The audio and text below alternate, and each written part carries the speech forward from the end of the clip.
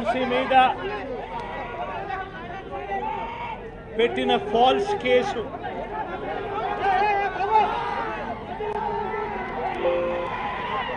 నిజంగా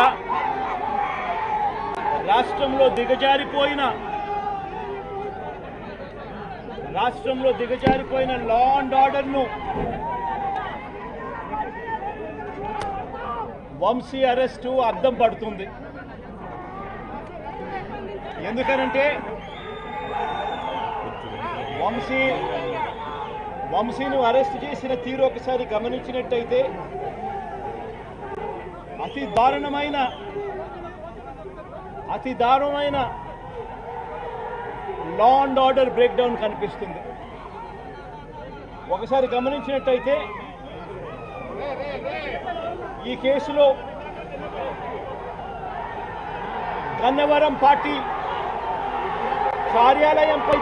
దాడి జరిగింది అని చెప్పి ఫిర్యాదు చేసిన సత్యవర్ధన్ అనే ఈ వ్యక్తి, గన్నవరం తెలుగుదేశం పార్టీ ఆఫీసులో కంప్యూటర్ ఆపరేటర్గా పనిచేస్తా ఉన్న సత్యవర్ధన్ అనే ఈ వ్యక్తి, ఫిర్యాదు చేసిన ఇదే వ్యక్తి సాక్షాత్తు తానే జడ్జి గారి సమక్షంలో జడ్జి గారు ఇచ్చిన సమన్లకు పోలీసుల ఆధ్వర్యంలో ఆ సమన్ను అందుకొని జడ్జి గారి దగ్గరికి వచ్చి జడ్జి గారితో తానిచ్చిన వాంగ్మూలాన్ని ఒకసారి గమనిస్తే ఆ వాంగ్మూలంలో ఆయన చెప్పిన మాటలు ఏమిటి, చివరికి ఈరోజు వంశీ మీద పెట్టిన ఫాల్స్ కేసు ఏమిటి, ఇదే సత్యకుమార్ అనే వ్యక్తి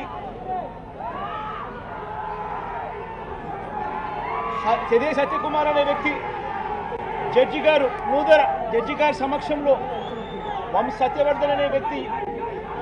వంశీ ఎలాంటి తప్పు చేయలేదు అని చెప్పినప్పటికీ కూడా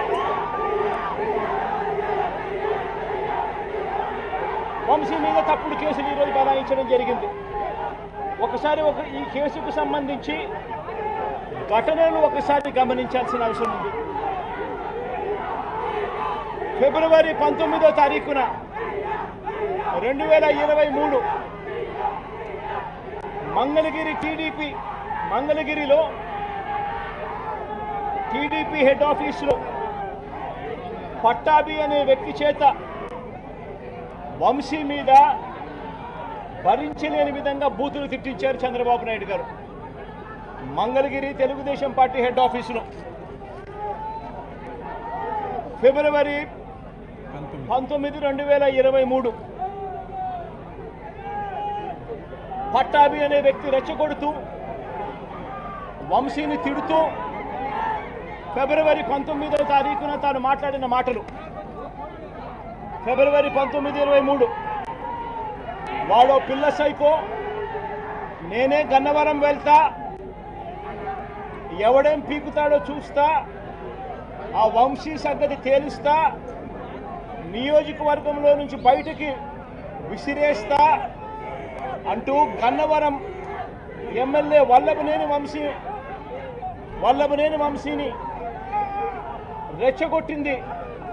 సాక్షాత్తు ఫిబ్రవరి 19వ తారీఖున ఇదే పట్టాభి అనే వ్యక్తి.